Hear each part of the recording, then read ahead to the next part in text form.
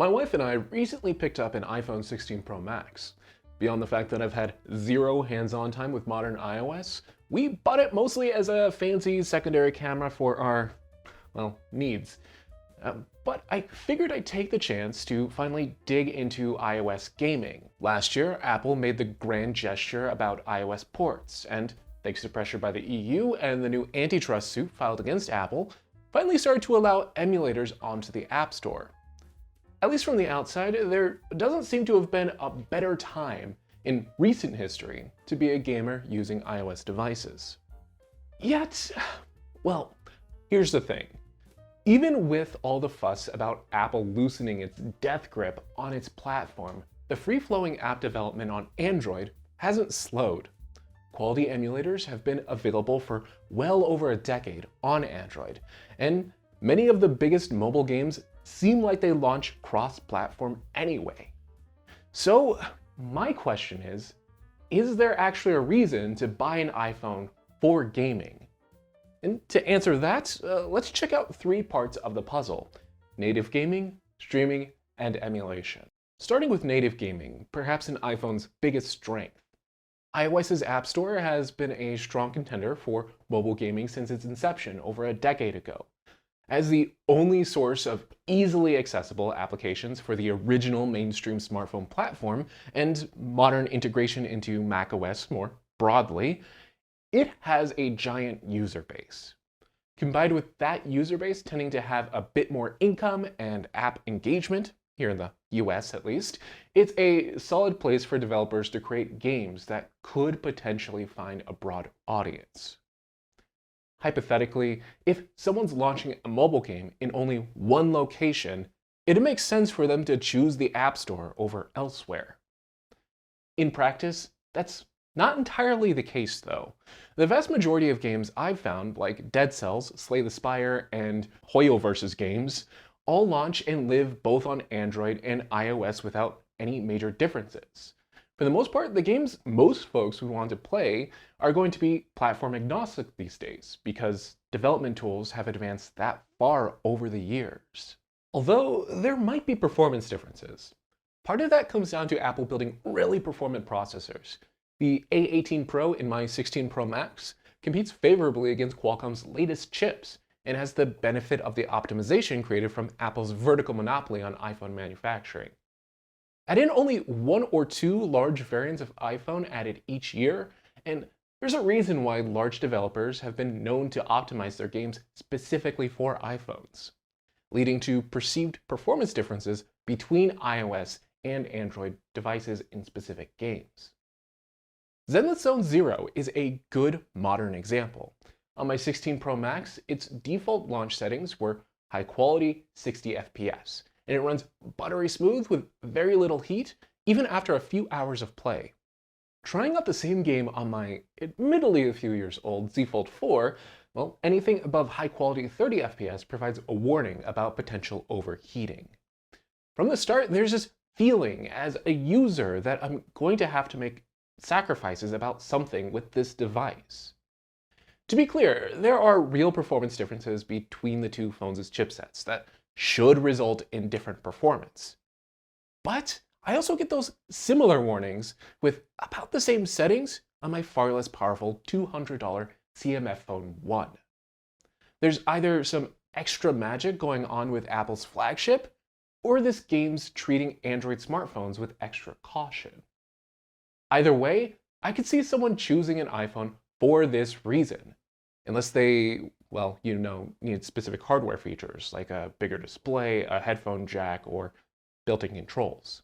Beyond those performance boosts, there are also still some exclusives to iOS worth considering.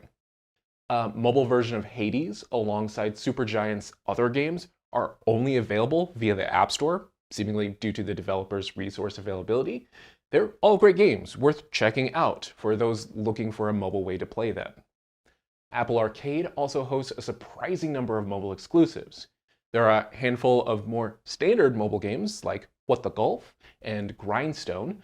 Some large IPs have developed smaller games specifically for the platform, like Amazing Bomberman, Rayman Mini, and Puyo Puyo Puzzle Pop. And then there are some large, more traditional games like Shovel Knight Dig, Sonic Dream Team, and Fantasian, which round out the library well for a portable gaming machine. I was honestly surprised at the number of good quality games available through the subscription. I kinda wish the game discovery interface in the App Store were more streamlined. A dedicated app would work wonders here, but I had no issues finding fun games to play. As mainly a console gamer, I'm not sure there's quite enough on offer to fork over $7 a month after my free trial ends. However, I could see it being a reasonable option for someone who primarily plays games on their phone. Between Balatro and Slay the Spire alone, it's definitely hooked me into playing more mobile games in the past few weeks than I have since my Xperia Play retrospective earlier this year. And then, of course, there are the AAA games that have been ported to iOS. For this video, I tried the demos for Resident Evil 8, Resident Evil 4 Remake, and Assassin's Creed Mirage. Honestly, I'm pretty impressed. Combined with a GameSir G8 Plus, the games felt comfortable to play, with hardly a stutter to be found. To be clear, these are definitely ports that prioritize performance over quality. While the frame rate felt smooth, texture and effect quality weren't always the prettiest. Mirage had character eyes that looked a bit odd, and Leon's hair in RE4 always seemed to have a slight shimmer to it. Still, I wouldn't consider this too far removed from a case of where I, say, lower the settings on these games to play on a lower powered handheld PC. There's bound to be some jank, but the games are entirely playable and not a bad choice for anyone who only has an iPhone. Not to mention cross-saves and cross-buy makes it really easy to mainly play on a macOS device and use an iPhone to play while traveling. Even if not the highest quality way to play these games, it's still very convenient. If I had any real gripes, it'd be that each game really highlighted the need for some extra cooling on my phone. After an hour or so of playing AC Mirage, my 16 Pro Max felt incredibly toasty. I never felt any of that thanks to me having a telescopic controller between the device and my hands, but I could see it being a problem for anyone attempting to use touch controls with these games. This might honestly be a scenario where a controller with a built-in cooling fan could make a difference. Also, among these higher profile games, game selection isn't exactly the best. Beyond the games I've mentioned, there's really only Death Stranding and Resident Evil 7. It's a bit of a bummer. I'd love to see more games that are available for macOS, like Life of P, Stray, or Inscription, make their way to iOS. I could very much see a scenario where iPhones could act as hyper-portable handheld PCs. But to make that work, a bunch more developers would need to port a bunch more demanding games to live beside a slew of less demanding indie titles currently on offer. Only with a large selection available on the platform could it start to be taken seriously, or have folks be willing to pay more than $10 for a mobile game. The current cross-buy scheme is perfect to support that growth. But it seems as if only Capcom is really interested in bringing more games to the platform. Apple has shown signs that they expect this to change, with games like Dredge and Resident Evil 2 Remake being advertised in the App Store, and other games like Assassin's Creed Shadows being generally advertised through presentations.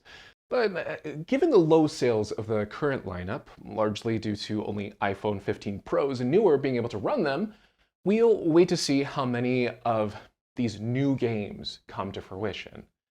Although, especially with a big publisher like Ubisoft starting to pull back on risky ventures, momentum might be hard to establish with such slow releases, but still, what's here is promising, and I'm crossing my fingers that I'm being too pessimistic. Though one wrinkle to the demand for ported games is game streaming. Plenty of folks have no need to run Assassin's Creed Mirage natively on their phone, since they can easily stream it from their desktop computer, or GeForce Now at much higher quality. Unfortunately, this is where gaming on iOS starts to show its first cracks. For local streaming, iOS is fully covered. Moonlight, Steam Link, PlayStation Remote Play, and Mirror Play, synonymous with PS Play on Android, are all available and work about as well as expected. Thanks to the Wi-Fi 7 support on my phone, connections at home felt rock solid during testing throughout the few hours I spent playing cassette beasts, streaming from my Flip DS, which was also on Wi-Fi, as well as a handful of other games I've tried. I dig it. Above and beyond streaming from personal devices, streaming from remote servers needs all the bandwidth and reliability it can get. That's even more true on iOS, where Apple still hasn't lifted their effective ban on native cloud streaming apps. Services like Xbox Cloud Gaming, GeForce Now, and Boosteroid all require navigating to their dedicated websites to access their dedicated web apps. These web apps can be saved to home screens without too much issue, but it's always obvious that I'm accessing the apps through a browser. I've had multiple cases in which the page layout got out of whack while loading GeForce Now with no apparent fix.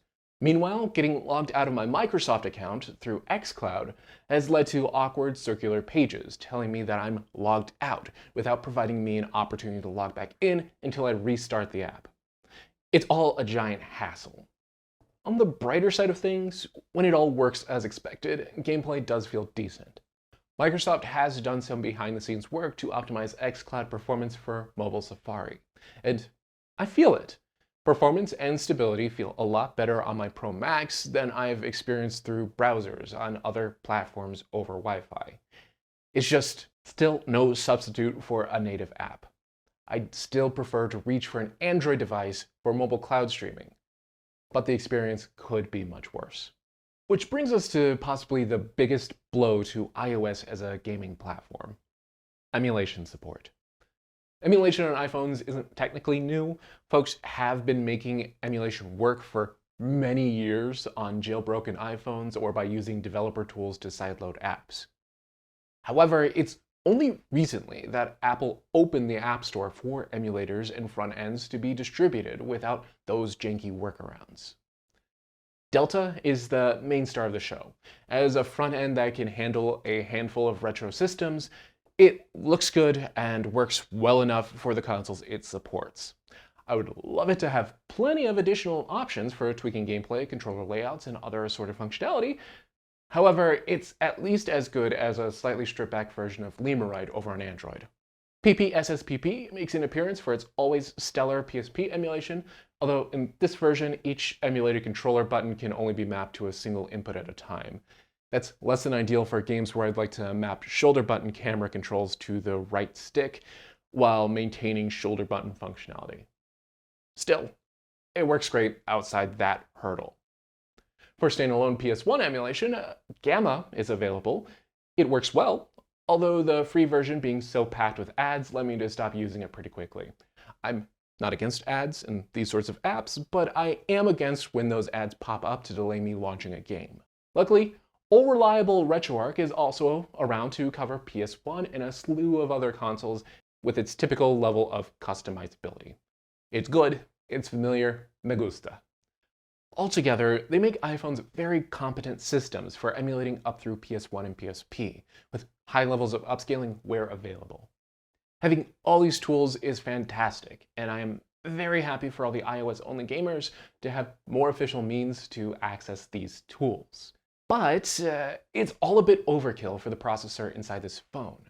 After all, you know what other phones can handle these same systems? Basically any Android phone from the past 6 or 7 years. Heck, my Xperia Play from 2011 can handle through PS1 just fine. It even feels a bit more suitable for GBA emulation and comes with built-in controls. Of course, this isn't me saying that you should go and pick up an Xperia Play for $100 instead of paying $1,300 for an iPhone 16 Pro Max with the GameSir G8 Plus, but you could, which is a bit of awkwardness for such a powerful pocket computer. It's been a long time since PS1 and PSP have been the pinnacle of mobile emulation. In fact, modern Android emulation has its eyes squarely on Switch, Wii U, and Windows games. When I can play games from GOG on my Z Fold 4 from 2022, but can't even emulate Mario Kart Double Dash on one of the most performant phones available without jumping through a ton of hoops, something's not quite right. Not that developers haven't been trying their best. The main blame for emulation status on iOS lies squarely with Apple. Them not allowing sideloading, except in very specific, very limited scenarios, and dragging their feet to bring emulators to their app store have majorly stifled development outside of a handful of dedicated teams. Currently, any sideloaded app needs to be periodically re-signed using a secondary computer. It's annoying and takes a bit of work to keep functional, which isn't great for the type of people who just want to play games. AltStore helps cut down on this hassle a bit, but it also takes some very involved steps to get up and running, here in the US at least. Even when installed, I only have the option of installing 2 other apps at a time from the store due to how Apple limits the number of sideloaded apps I can install at once. Not that those sideloaded apps contribute much, to be honest. GameCube and Wii emulation via Dolphin is non-functional on my device. This is due to Apple not allowing just-in-time compiling on any apps by default. Dedicated tinkerers have historically gotten around this by jailbreaking their iPhones or using a just-in-time enabler, like the one available through AltStore's Alt server. Unfortunately, I'm not interested in jailbreaking what's essentially a work phone, and I can't get Alt server's JIT enabler to work with my phone. I've read varying threads claiming that it either no longer works on newer versions of iOS, or folks got it to work with some very specific workarounds, none of which have actually worked for me. But needless to say, if I, someone who spent way too much time thinking about emulation over the years, am having trouble, more demanding emulation on iOS still has a ways to go before it's viable for more than really dedicated tinkerers. Which, it's all kind of disappointing. Usually I get a new smartphone and have a really fun time putting it through its emulation paces or digging through archives and forums to expand the usage of the device. Yet here it kind of just feels like I get what I get and I shouldn't expect more. That's antithetical to how I view mobile computers, like the iPhone 16 Pro Max. But I guess it can't be helped under the current systems. But hey, emulation devs often perform the most unexpected magic. For all I know, a PS Vita emulator for iOS could pop up tomorrow with zero notice. Or at least, I could keep hoping. As a quick update while I'm editing this video, Folium actually released their 3DS core based on Pablo NK7's Citra to their app on the App Store after we finished recording this entire video. And well, the performance is mixed between decent and awkward. After testing a bunch of games, I typically found that games ran smoothly, but with random frame rate dips in loading and transition scenes. One game even froze soon after launching with no option but to restart the app. So yeah, just less than ideal. In fact, the Folium app, just overall, is less than ideal. I'm not a huge fan of the clunky design, and it seems to be missing a lot of quality of life features I've come to expect from other apps and emulators. Most importantly, it follows that weird iOS emulation trend I've seen in other apps where they just don't have controller and screen layout adjustments baked into the app itself. Worse yet, the touch controls available don't reliably disappear when I've attached an external controller. All that combined, with it being a $5 purchase, is enough to make me say folks should maybe wait for more updates before they invest their money. Of course, there are a couple other apps aiming to provide 3DS emulation and PS2 emulation even, but honestly, nothing I've seen so far is actually worth the hassle. Like much of the rest of emulation on iOS, you'd probably have a better time grabbing an Android phone, unless you really like to tinker. But yeah, anyways, back to the original video. So, where does that leave us? Well, it's kind of mixed for me personally, as someone who lives in emulation spaces most often on mobile platforms. For emulation, a lot of what's available feels very much like a gimmick to me. For example, I'm not personally seeing the magic in Delta that drove so many people to hype it up when it was first released. On other platforms, its features and support are old news with other apps. In fact, these initial apps on iOS App Store are very much feel like they're missing features or functionality that are easy to find on Android. They're more than good enough for folks who only have iOS devices, but You know, I could easily also just buy the significantly lower powered TrimUI Smart Pro to get the same exact system support if I didn't feel like buying a whole new phone. Streaming feels much the same. It works well, it's a viable option, but there are definitely some jank that makes it only good when it's convenient. Still, almost remarkably, I really enjoy my iPhone 16 Pro Max as a gaming device, specifically for native gaming. I love the possibility of more demanding games coming to this platform, and I'm pleasantly surprised at the quality of its existing library. In many ways, iOS feels like the opposite of my experience with macOS. On macOS, emulation is fantastic, outside some lingering occasional jank. Even with a ton of different devices lying around, I've no qualms reaching for my MacBook Pro to emulate Wii U, GameCube, or even Game Boy Color games. It's just a really solid emulation platform, to be honest, and it suffers from some lackluster Steam support that makes me choose my Surface Pro 11 over it for other types of PC gaming. Meanwhile, my iPhone is the other way around. It's somewhat capable of emulation, but the experience leaves me reaching for other devices. Yet, the gorgeous flat display, great performance, and solid library make it feel fantastic for both casual gaming sessions and more extended play. Just about every day for the past few weeks, my iPhone's been in my pocket on my daily commute, specifically to play Balatro. I've also had more than a few sessions in which I started playing Zenless Zone Zero and completely forgot that I was playing it to test the hardware. Plainly speaking, gaming on iPhone is at its best when Apple's presence gets out of the way and I can focus more on the gameplay than attempting to work around iOS's quirks. I still wouldn't recommend someone go out and buy an iPhone just for gaming. However, the quality is there, and I can see a path forward for iOS to become a more competent Pocket PC platform that I could recommend. At the end of the day, I think it just comes down to how much longer Apple decides to continue stunting the platform's growth. Those are my thoughts, though. I'd love to know yours. Are you someone who plays primarily on iOS, or are you someone considering one of the new iPhones for gaming? Let me know down in the comments. As always, if you found this video interesting or informative, go ahead and give it a like, and then get subscribed for more mobile tech videos in the future. Of course, I'm going to be keeping an eye on iOS gaming in general. If there's any major advancements, especially in terms of emulation, you can expect me to make a video about it.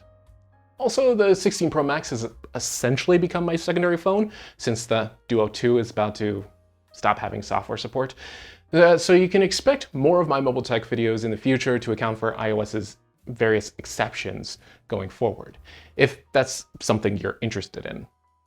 That's going to be all for this video, though. Thank you so much for watching all the way until the end. Until next time, catch you later.